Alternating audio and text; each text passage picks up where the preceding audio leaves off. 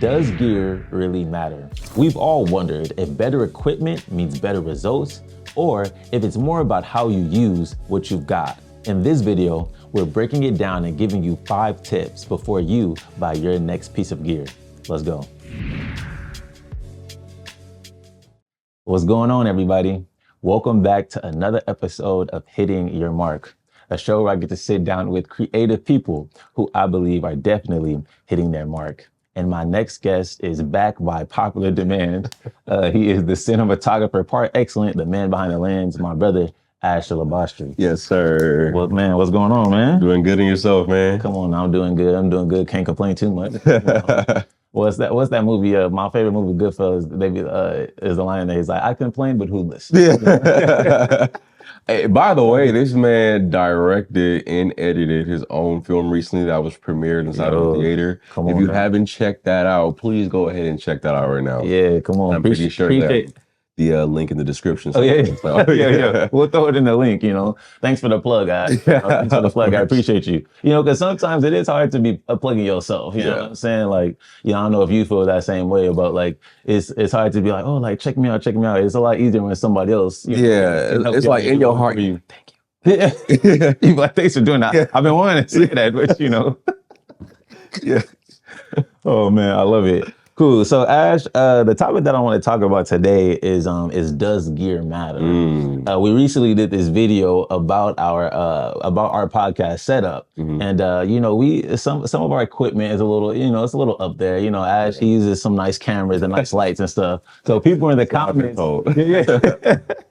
So people in the comments were, talking about wanting something a little more budget friendly because, some of the equipment is really up there. Yeah. And that made us pose the question of, does gear really matter, right? Does it matter if we're using a $2,000 camera or a $2 camera, right? Yeah. So first, let's just talk about that thesis right there of does gear matter? Yeah. I feel like if you were to search social media any time between now and 5 years ago, you're going to see a ton of videos of people saying, no, gear doesn't matter. Or, for the most part, they would always lean, gear doesn't matter. Okay. Gear does matter. Yes. We will get more into why it matters throughout this conversation. Yeah. But it really just depends on, where's your journey headed? I got you. Right tool for the right job. If you think of gear as tools, you gain this new perspective shift where you're going into it like, oh, I'm not showing up to set with this $10,000 camera and now I'm about to create this great thing. Yeah. It's like, no, this was the right tool to get this specific job done. I'm coming off of a shoot yesterday for a client where we were up high in Topanga, middle of the desert. Yeah. There was gonna be dust everywhere. I'm not bringing out my expensive cameras to get dust inside the vents. Right. And I knew that we had to be very nimble and we had to be quick. We're only gonna be a team of 3. We're a skeleton crew.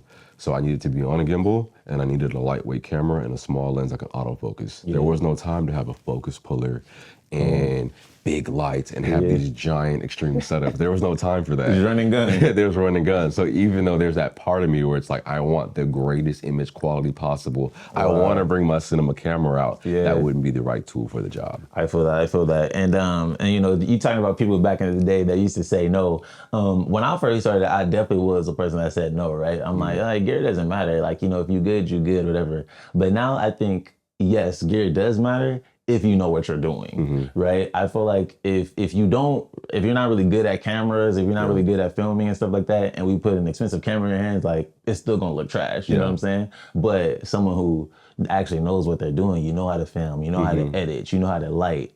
If we put some good quality equipment into your hands, then it does matter. We're about to make some magic. Then we make it magic. There's a great correlation, because I shoot for one of my homies who's a chef, and I've been noticing, like, wow, there's a ton of really cool correlations between like the film industry and the culinary art. Okay. So my friend is a chef.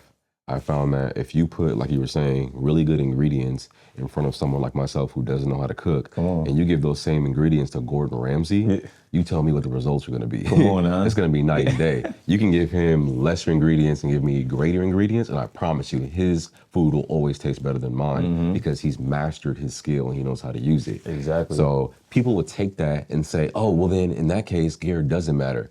But no, because now if you take those same good ingredients that I've had, he's going to make something astronomical where you might, I needed to pay $150 for that. Right. That's definitely worth the price. You know what I'm saying?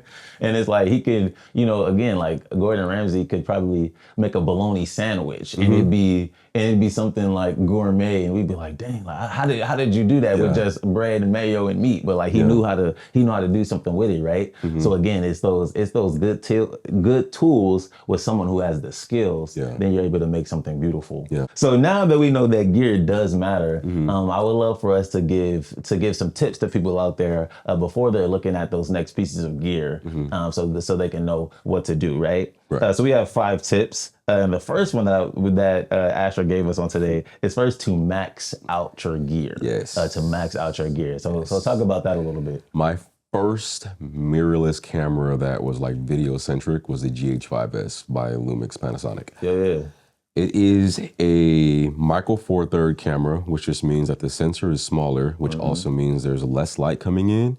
And in order for me to get a proper depth of field, I need to be further away from my subject and I need to throw on a longer lens. Gotcha. What that means is, and where it helped my skill is, I now have to think about my composition way more than if you put a full frame camera in my hands. I can take that full frame camera with a 35mm lens and kind of plop it anywhere and have a decent image. I can blur out that background. Gotcha. You cannot do the same thing on a micro four thirds sensor. Right. Everything for the most part is in focus. And you also have to be very thoughtful about, okay, where's light coming from? Because you're not getting as much light in the sensor. So I remember in the beginning, it drove me to actually think about lighting more. It drove me to think about composition more. Whereas if I had started with something like an FX3, I could have become a lazy filmmaker. Yeah, you could have shortcutted all of that. I would have shortcutted all of that. And then even when it comes to like color grading, it didn't have consistent good colors coming out of that camera. So I had to spend more time in DaVinci learning color grading and learning how to use those tools to make where I was at work for where I was at and work for me and make it look like, oh, did he shoot this on an Ari? No, I shot that on the GH5S. Yeah, come on now. Like that was always like my thought process using that camera. Until today, it's like one of my favorite cameras to use. I love it. It just like drew that creativity out of me. So like I implore you all, like wherever you're starting, whether it's your phone, whether it's an A7C, max that gear out. There you go. Until you get to a point where it's like, okay, this clearly no longer serves me. Now you buy the next thing. Because I have made the mistake, even though I started with that camera where I started making some money, like, oh, I need that next thing. I need that next thing. I need that next thing. And then I found out that next thing was actually holding me back. Because one, it was making me lazy. Especially when I got to like the more full frame cameras, while the image coming out of those were like really beautiful and really good. It was so easy to get a good image where it was like I wasn't thinking about composition as much anymore. I'm no longer thinking about proper lighting. I'm just gonna bump up the ISO. Just bump that up to like 8 no more. Until it get grainy. It's like I'm gonna just throw some noise reduction in post and it's gonna be fine. And then I noticed like, oh, I need to take it back. Come on. Back to the chef comparison, some of the best meals you'll ever have are the ones that go in the oven that take time. Yes, sir. And that time comes from spending with like that lesser camera, and it helped me build those skills that I use today. So please max out your gear. I love it. And I feel like that's the biggest flex too, right? The biggest flex is someone being like, yo, like, did you shoot that on an Ari? It's like, nah, it was a Lumix G. It was my phone. It was my phone, you know? And you know, me starting out, I was in the Lumix family too. Like I had my first and only camera for a while was the Lumix G7, which is, micro four thirds. Micro four thirds camera. You see, he knows a lot more about camera stuff than me still.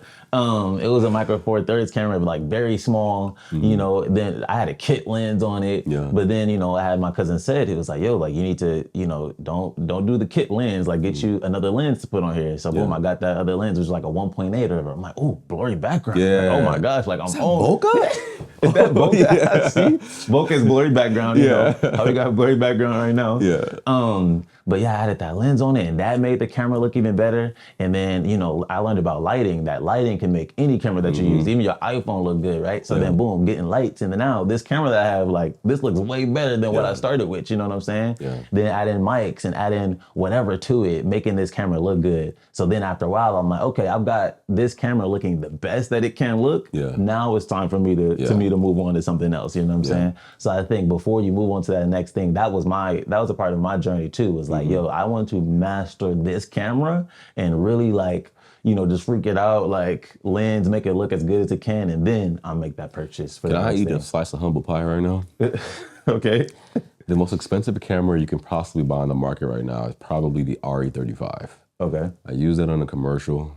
How much is the camera? That camera body alone is probably around $80,000. Like before you even kit it out, just 80 just grand the brain, for a camera, bro? just for the brain alone is around 80 grand. You're looking at roughly. I can't. I'm sorry.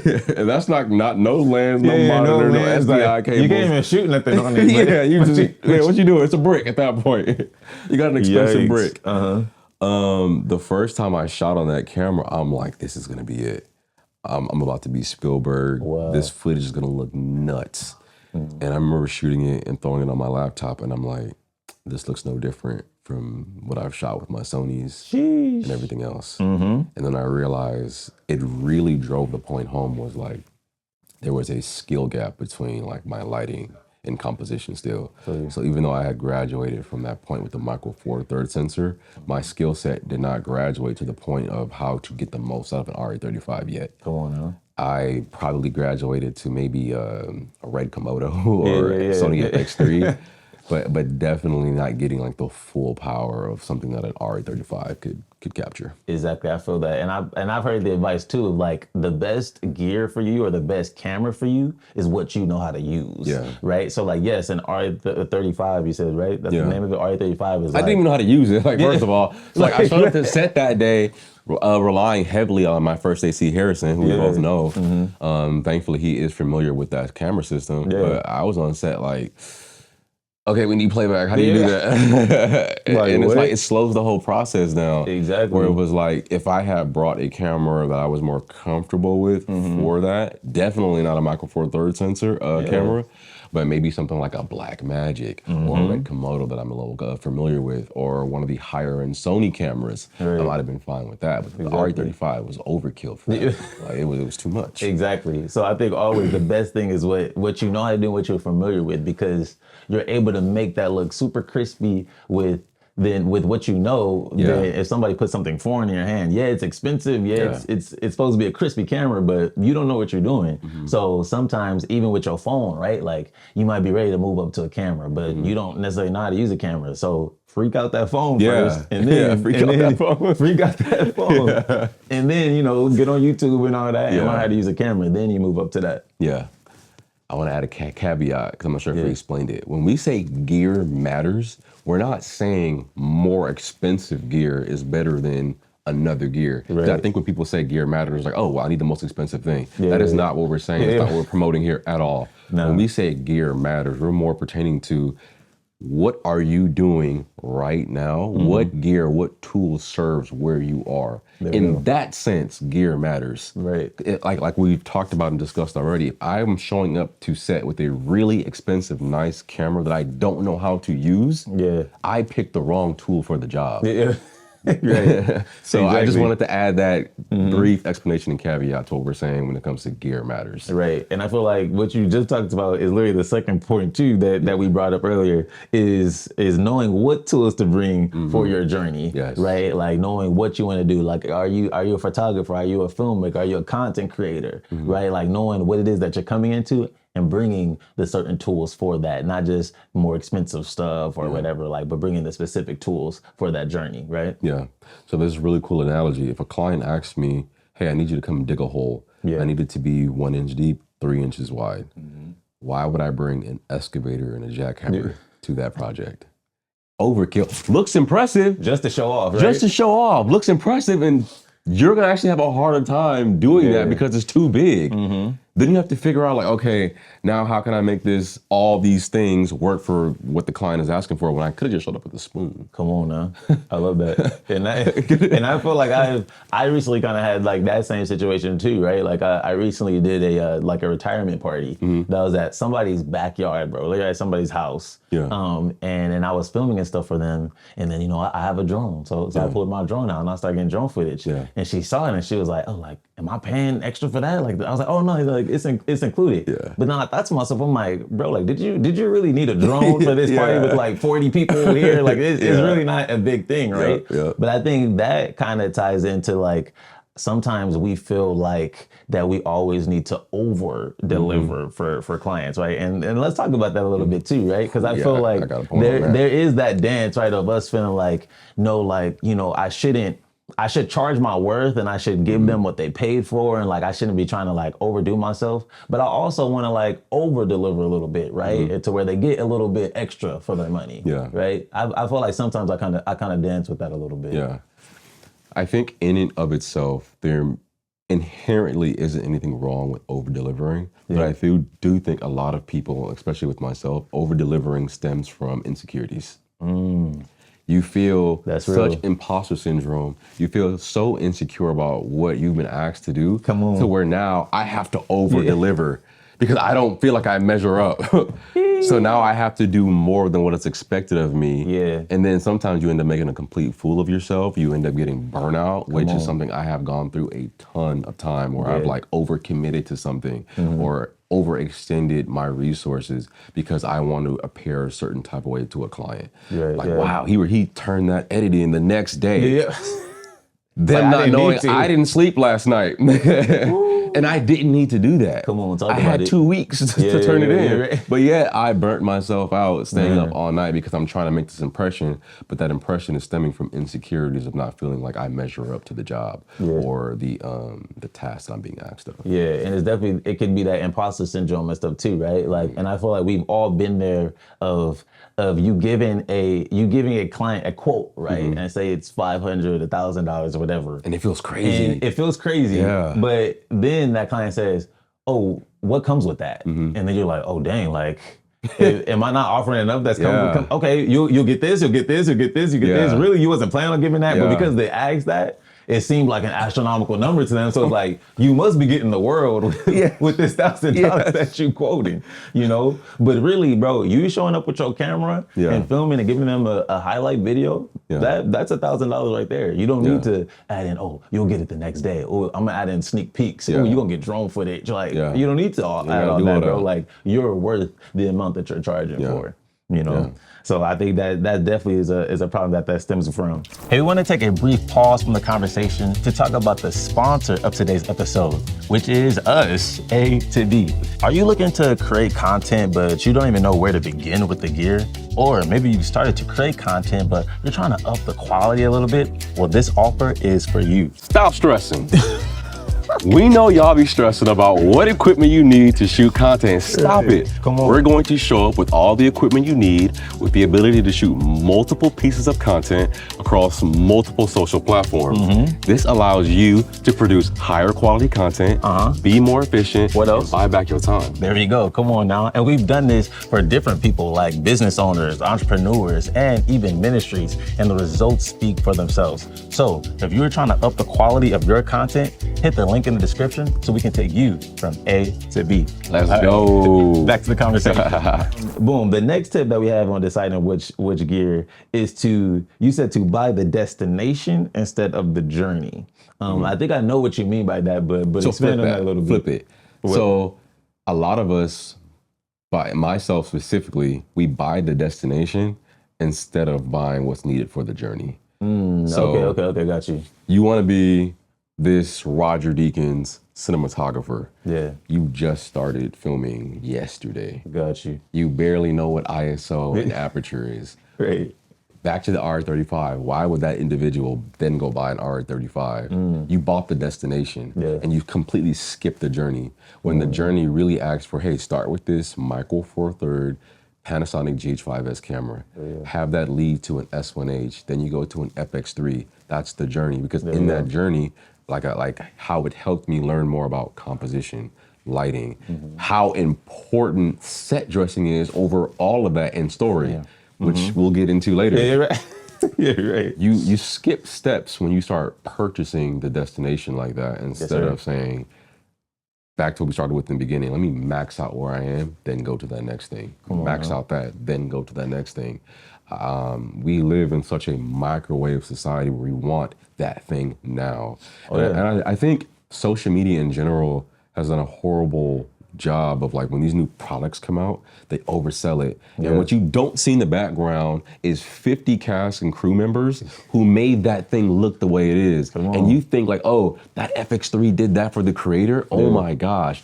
Without realizing they had to rig that thing up with very, very expensive lenses. They had very, very expensive lights and things that we just don't have access to make that look the way it did. But all that we hear is it was shot on the FX3.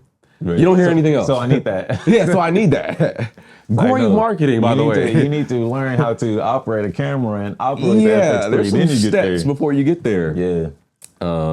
So even though that is great marketing, there are a lot of people who see that and they think that if I buy that, then I can do that.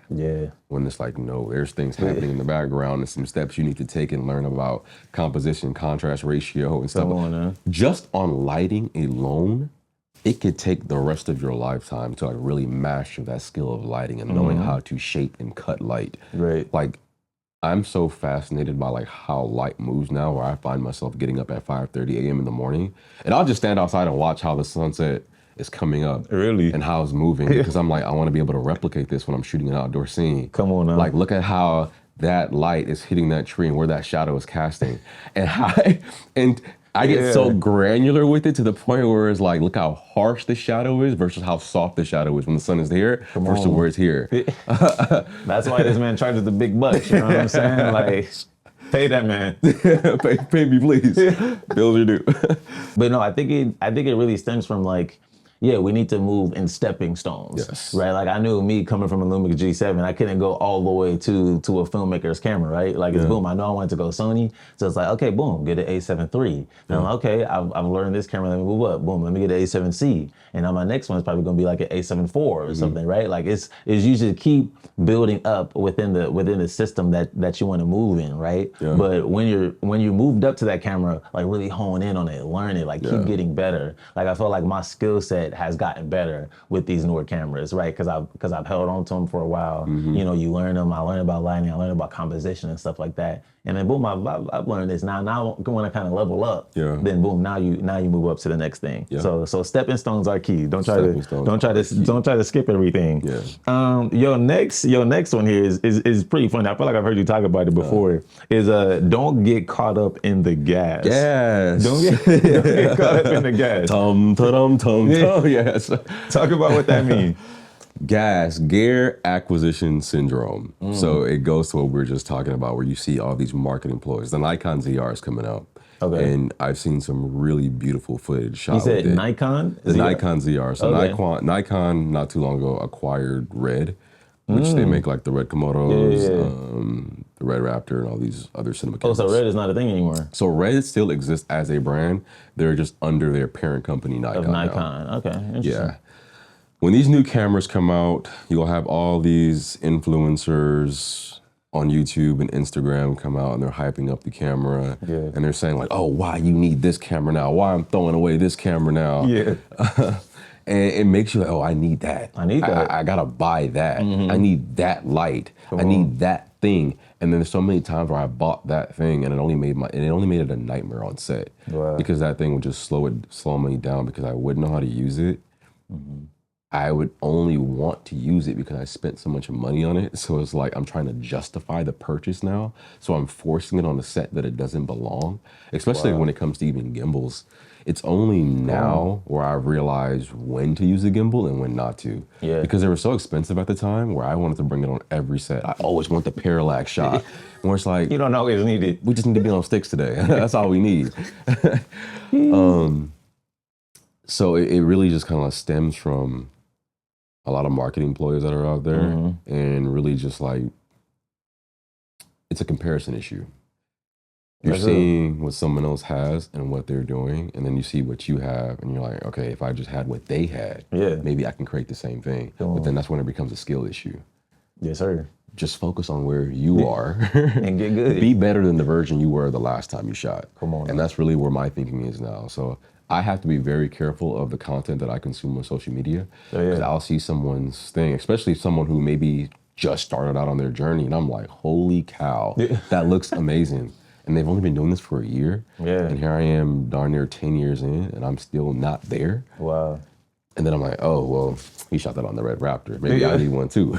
Maybe that's what I need. Maybe that's what I need. Maybe that's the difference. And I realized, like, no, maybe I can brush up on my color grading a little bit more. There we go. Maybe I just kind of hone in on some sound design Yeah. or lighting, composition.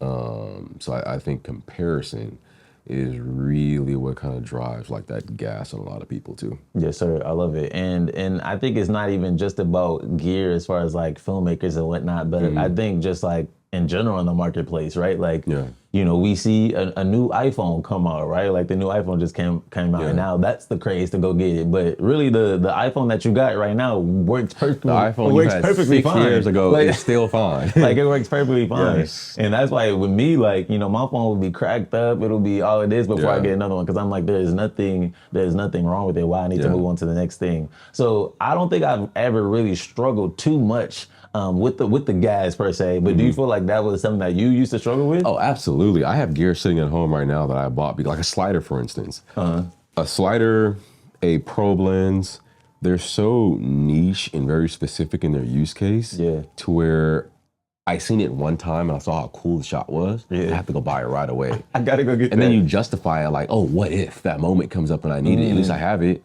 And then those It moments are hasn't so come. far few in between where I could have just rented it. Man. I could have just rented it, but I feel like I had to have it. That's hilarious. So yeah, I have a ton of gear sitting at home from gas. That so. is funny, bro. And but you know, think about the slider though too. I love a good slider shot. Yeah. And I remember seeing it like even for like you know, Kevin Hart has his talk show like Heart to Heart, and like Yeah. his wide shot is on a slider. And I remember seeing it, I was like, oh, like I gotta get a slider. You know, Yeah. and you look up, you like, maybe I don't need that yet. You know, Yeah. maybe I'll wait. I just use maybe somebody could just use a gimbal and going side to side. And then know? you realize like what kind of it's a pain, especially when you buy a cheaper one. So I yeah, remember this is no shade to GVM, I believe, the companies that I bought mine from. Oh, yeah. But it was such a pain to use. Oh, right. And they have a very specific payload in which the camera can weigh. And failing to realize I still need to put a transmission system on that camera so I can see what's happening Yeah. when I'm not right there. Because if I'm a one-man person operating 2 to 3 different cameras, Yeah. I need that camera to just be, I need to trust you. And I wasn't able to trust it. It was a nightmare. It wasn't Yeah. like moving the way I wanted to. So it ended up being more of a headache than it was a blessing. So Ooh, let's talk about that. That's a good little extra little bonus little tip right here. I feel like too.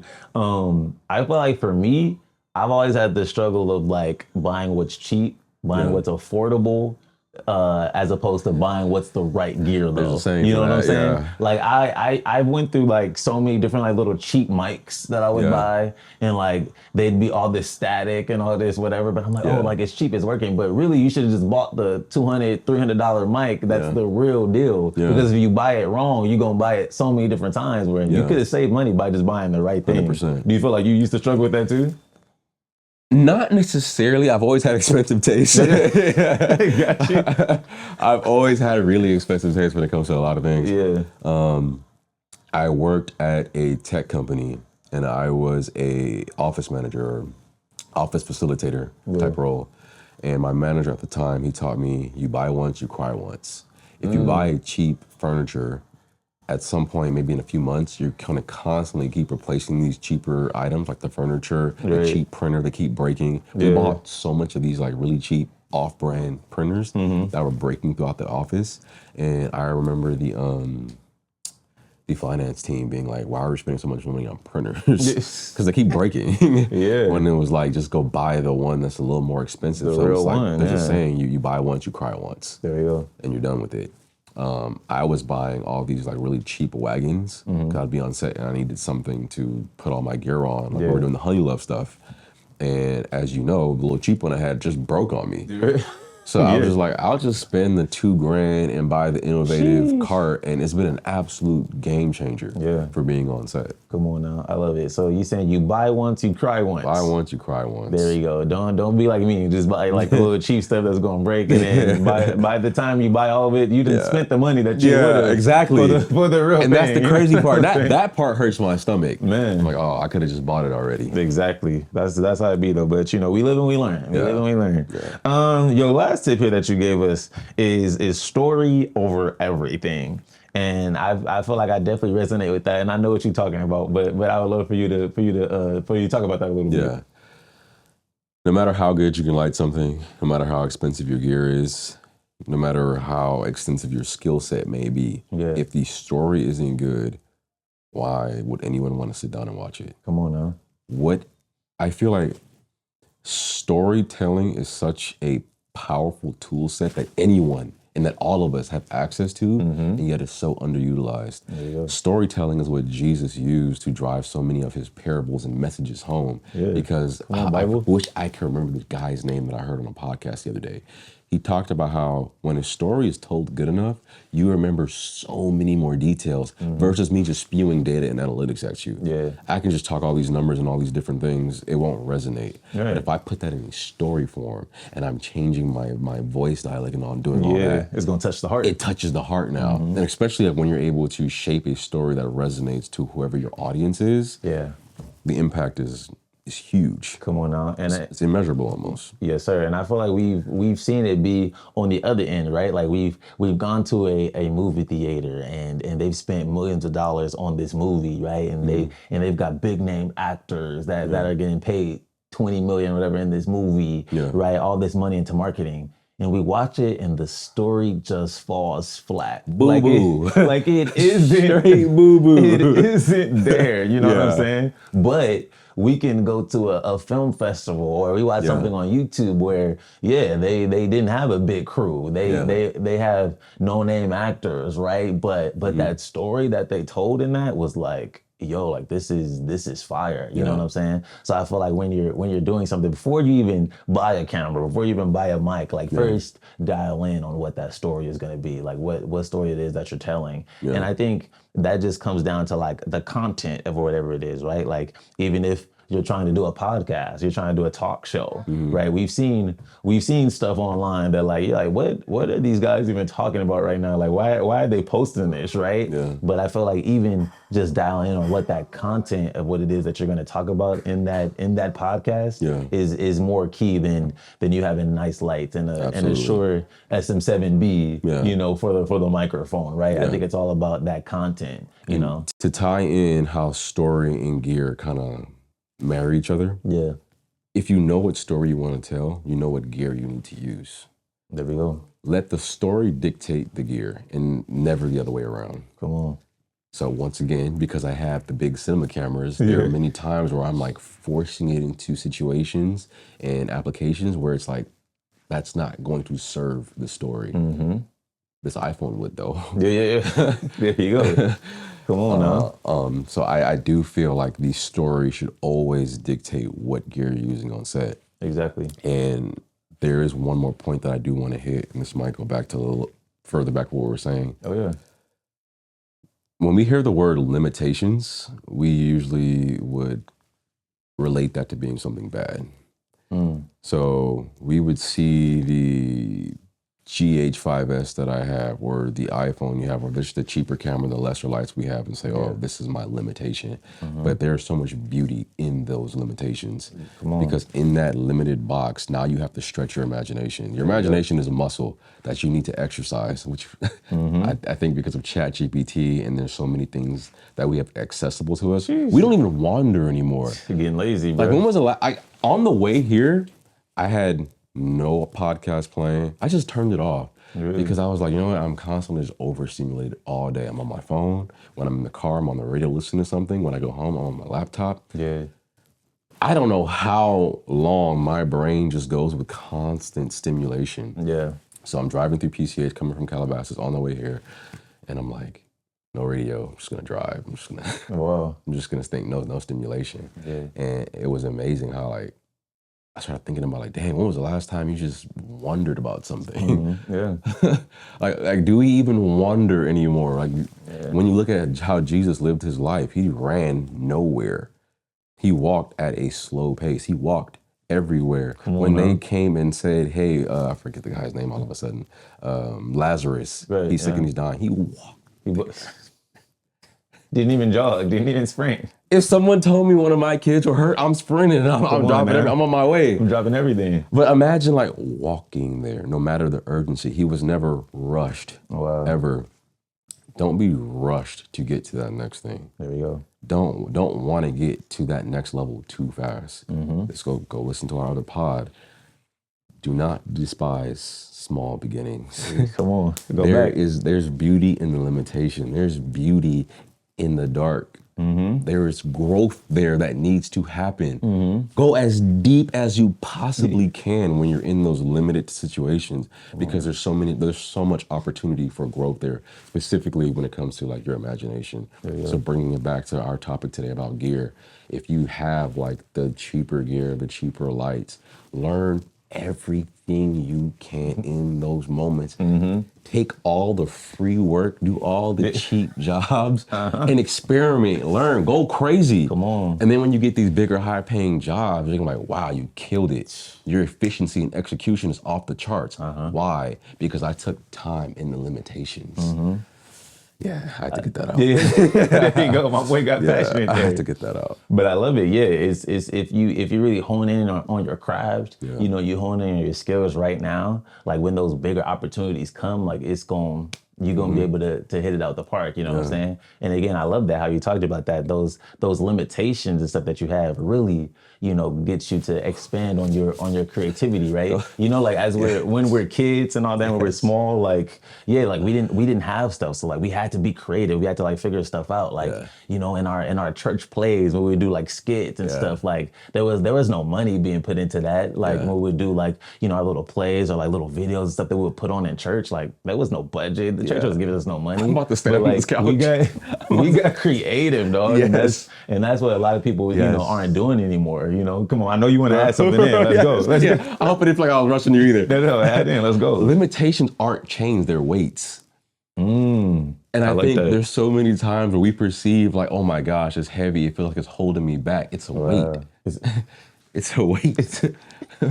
and sometimes you might need to enlist other people to help you lift those weights. Wow. But it's a weight to develop those muscles. There we go. You have to develop those skills. Use that weight to get you to that next step. But if you're thinking of it as like, oh my gosh, this thing is holding me back, then you can't wait to drop it. Then you get to that next step and like, wow, this is even heavier. Now you're about to get hurt. Yeah. Because you were strong, you were just strong enough to be able to lift those weights and manage it just a little bit. But this next level is gonna break you because you never got strong enough past this stage to be able to lift the weight that's gonna be over here. There we go. That's that. I talked about it in one episode. That's like that progressive overload, right? Like, you know, you start with the 15-pound weights. You know, at first they feel heavy, but then after a while you're like, oh, like this isn't that bad. And then you move on to the 20s. You know what I'm saying? And then once you go back to those 15s, you're like, oh, damn, like this is nothing. I can throw those across the room, right? But it's like I think at those levels you got to keep lifting up those 15s, keep lifting up those 20s, 25s. Before you know it, you know what I'm saying? You getting super buff and you busting out the gym. You know what I'm saying? Snatch, as the kids say. Right. I love it. I feel like all of that goes to say, with this little bonus point that I want to give on today, is to just get good. Like just get so undeniably good that like it doesn't matter what camera, what mic, what editing software you using, like whatever you do, like it just cracks, you know what I'm saying? And I feel like that was always my goal from the beginning, is to just get good. Like with this Lumix G7, like I want it to look like it's a A7 IV. You know what I'm saying? And I feel like the biggest compliment sometimes, I don't know about you, is when people ask you like, oh, like what is it that you're using? You know? And I knew that I started to get good when people started asking me like, hey Ben, like what you using to edit on? What you shot that on? What you using to edit on? And when I say Final Cut Pro, they're like, Oh, Yeah. Final Cut, like Yeah. really? And that goes to say because they using Final Cut Pro and their videos don't look Yeah, like mine. You yeah. know what I'm saying? So it's like So yes, gear does matter. What you use, it does matter. But if your skill set is there, what you're doing, yes, you can use Final Cut Pro. You can use iMovie, and it can look like a motion picture. Yeah. So I feel like with all that to say, if all the gear does matter with everything like that, but at the end of the day, you got to sharpen your skill set and just get good. Yeah, 100%. Just get good. Just get good. Just get good. Come on now, I love it. Well, that's all of our tips for today on if gear does matter and getting that next piece of gear. If you enjoyed this video, be sure to like this video, hit that like button for us if you would, and also comment something down below. We gave 5 different tips and one little bonus tip too. So comment something down below that you got from this video, and also feel free to subscribe to the channel. So Click that hype button too. You said YouTube got that hype button now. What's a hype button? So when you swipe, when you click like, sometimes it will swipe right and you can hype it and it'll help promote the video. Okay. So I go hype. You only get like 3 hypes like Okay. per month or something like that. So Okay. save your hype Yes. in this video, please. yeah. All right. You see, Ashley knows a lot more stuff about me. I gotta do my research. All right, so hype this video. Yeah. Hype this video. Like, subscribe, hit the noti bell, hype it. Hype it. Yeah. Let's go. We'll catch you on the next one.